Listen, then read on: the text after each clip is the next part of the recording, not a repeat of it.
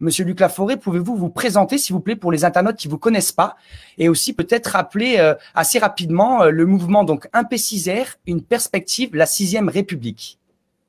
Donc, bonsoir à tous et à toutes, hein, et merci tout d'abord de m'inviter, de me permettre d'exprimer dans cette audition ce qu'est l'initiative Une perspective, la 6e République, qui a été fondée maintenant il y a à peu près 2 ans,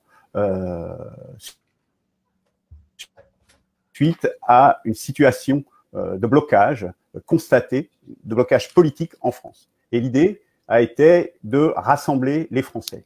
Aujourd'hui, nous sommes à peu près plus de 2000 suiveurs de l'initiative, tous médias confondus, et c'est parti en fait d'un constat, cette démarche, une perspective, la 6e République, c'est que, moi ce que j'appelle la barbarie monte, elle enfle.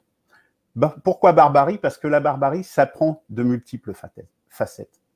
Le Covid-19 en est une illustration, cette pandémie inédite, dans laquelle on voit bien qu'on est empêtré, qu'on n'en voit pas d'issue, mais ça c'est une des dimensions de la barbarie. Le transhumanisme est une autre dimension de la barbarie.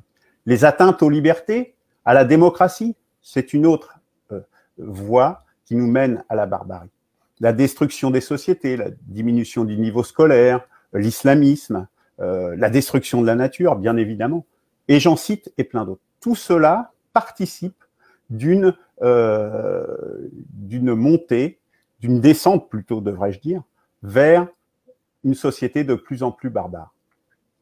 Ce constat, c'était le premier constat. Et le second constat, c'est que la situation est bloquée et que les gens qui proposent des solutions, généralement, sont passéistes, sont pessimistes et, en fait, nous ramènent vers un passé, que ce soit à droite ou à gauche. Je ne vais pas citer de nom, mais tout le monde voit à peu près de qui je veux parler. Donc, l'idée a été d'être résolument optimiste, d'ouvrir un espoir et de voir si on pouvait justement ouvrir un espoir dans cette situation et se dire, après, enfin, si on cite les anciens, Rosa Luxembourg ou Castoriadis, ils avaient cette formule de socialisme ou barbarie. Est-ce que la barbarie est inéluctable?